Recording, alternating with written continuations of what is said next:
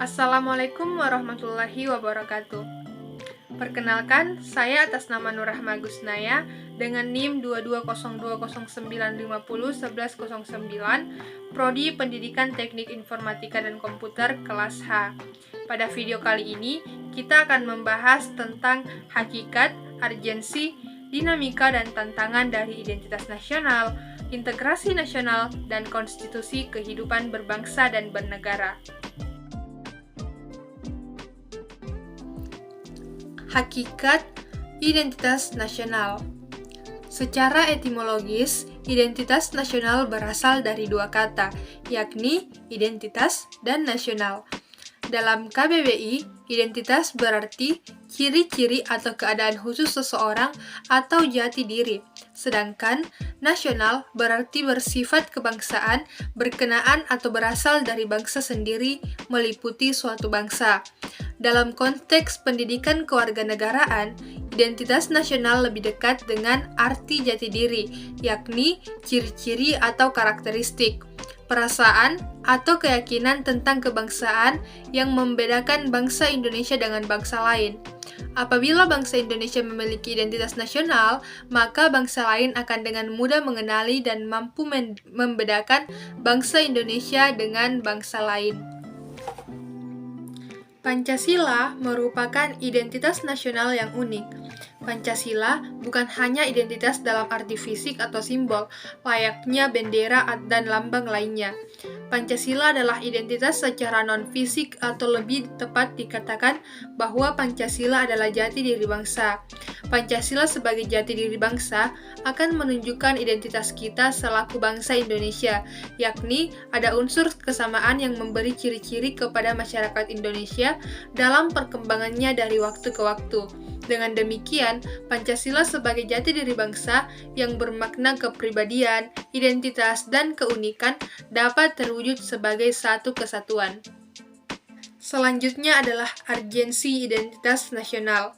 Identitas nasional sangat penting bagi bangsa Indonesia, karena dengan identitas nasional, bangsa Indonesia dapat dibedakan sekaligus dikenal oleh bangsa lain. Identitas nasional juga bagi sebuah negara sangat penting bagi kelangsungan hidup negara, karena dapat mempersatukan negara tersebut.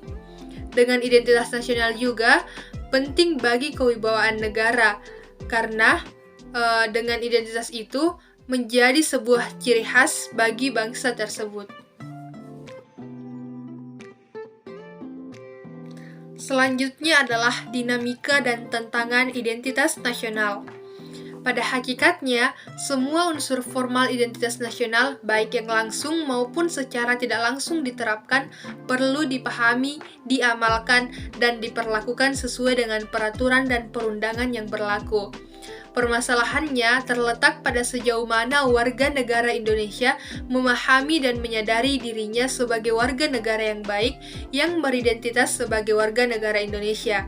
Oleh karena itu, warga negara yang baik akan berupaya belajar secara berkelanjutan agar menjadi warga negara bukan hanya baik tetapi cerdas, to be smart and good citizen. Tantangan dan masalah yang dihadapi terkait dengan Pancasila telah banyak mendapat tanggapan dari analisis sejumlah pakar. Menurut Tilar, Pancasila telah terlanjur tercemar dalam era Orde Baru yang telah menjadikan Pancasila sebagai kendaraan politik untuk mempertahankan kekuasaan yang ada.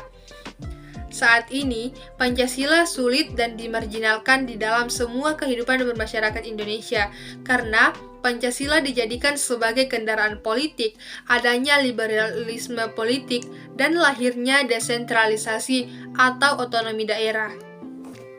Selanjutnya adalah hakikat integrasi nasional. Secara etimologis, integrasi nasional berasal dari dua kata, yakni integrasi dan nasional. Integrasi berarti memberi tempat dalam suatu keseluruhan. Dalam KBBI, integrasi berarti pembaruan hingga menjadi kesatuan yang bulat dan utuh. Kata nasional ini berasal dari kata nation dalam bahasa Inggris, yang berarti bangsa sebagai persekutuan hidup manusia.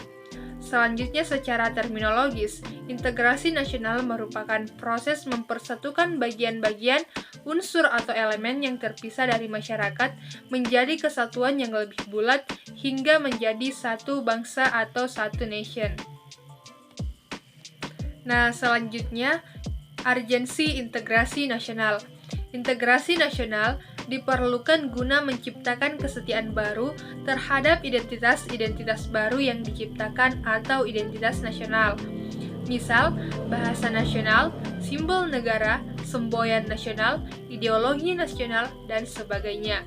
Selain itu juga, integrasi bangsa diperlukan guna membangkitkan kesadaran akan identitas bersama, menguatkan identitas nasional, dan membangun persatuan bangsa.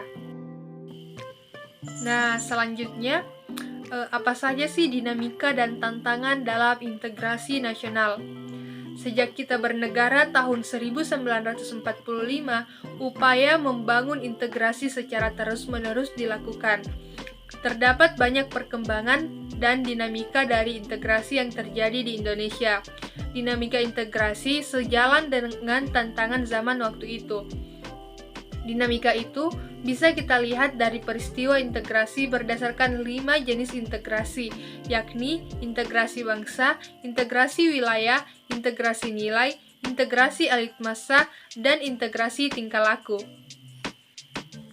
Dalam upaya mewujudkan integrasi nasional Indonesia, tantangan yang dihadapi datang dari dimensi horizontal dan vertikal. Dalam dimensi horizontal, tantangan yang ada berkenaan dengan pembelaan horizontal yang berakar pada perbedaan suku, agama, ras, dan geografi. Sedangkan dalam dimensi vertikal, tantangan yang ada adalah berupa celah perbedaan antara elit dan massa, di mana latar belakang pendidikan kekotaan menyebabkan kaum elit berbeda dari massa yang cenderung berpandang tradisional. Bagaimana sih hakikat konstitusi itu dalam kehidupan berbangsa dan bernegara? Konstitusi adalah seperangkat aturan atau hukum yang berisi ketentuan tentang bagaimana pemerintah diatur dan dijalankan. Oleh karena aturan atau hukum yang terdapat dalam konstitusi itu mengatur hal-hal yang amat mendasar dari suatu negara, maka konstitusi dikatakan pula sebagai hukum dasar yang dijadikan pegangan dalam penyelenggaraan suatu negara. Selanjutnya, apa sih urgensi atau peran konstitusi dalam kehidupan berbangsa dan bernegara itu? Konstitusi itu diperlukan untuk membatasi kekuasaan pemerintah atau penguasa negara, membagi kekuasaan negara, dan memberi jaminan HAM bagi warga negara. Diperlukan konstitusi dalam kehidupan berbangsa bernegara agar dapat membatasi kekuasaan pemerintah atau penguasa negara tersebut. Sejarah tentang perjuangan dan penegakan hak-hak dasar manusia sebagaimana terumus dalam dokumen-dokumen yang berujung pada penyusunan konstitusi negara. Konstitusi negara di satu sisi dimaksudkan untuk membatasi kekuasaan penyelenggaraan negara dan di sisi lain untuk menjamin hak-hak dasar warga negara. Selanjutnya, bagaimana sih dinamika dan tantangan yang telah dihadapi dalam konstitusi kehidupan berbangsa dan bernegara di Indonesia? Dinamika konstitusi yang terjadi di Indonesia adalah pertama adalah Konstitusi Undang-Undang Dasar Negara Republik Indonesia tahun 1945 pada masa kemerdekaan. Konstitusi ini berlaku pada 18 Agustus 1945 sampai dengan Agustus 1950, dengan catatan mulai 27 Desember 1949 sampai dengan 17 Agustus hanya berlaku di wilayah Republik Indonesia. Selanjutnya adalah Konstitusi RIS 1949 yang berlaku pada 27 Desember 1949 sampai dengan 17 Agustus 1950. Selanjutnya adalah UUD 1950 yang berlaku pada 17 Agustus 1950 sampai dengan 5 Juli 1959. Selanjutnya adalah konstitusi pada masa Orde Lama yang berlaku pada 5 Juli 1959 sampai dengan 1965. Konstitusi terakhir adalah pada masa Orde Baru yang berlaku pada 1966 sampai dengan 1998. Tantangan yang dihadapi dalam konstitusi adalah munculnya berbagai tuntutan-tuntutan dari masyarakat, salah satunya pada masa era reformasi. Tuntutan pada era tersebut itu berisi tuntutan masyarakat kepada pemerintah untuk mengamandemen Undang-Undang Dasar Negara Republik Indonesia 1945. Tuntutan yang kedua adalah menghapuskan doktrin Dwifungsi Angkatan Bersenjata Republik Indonesia.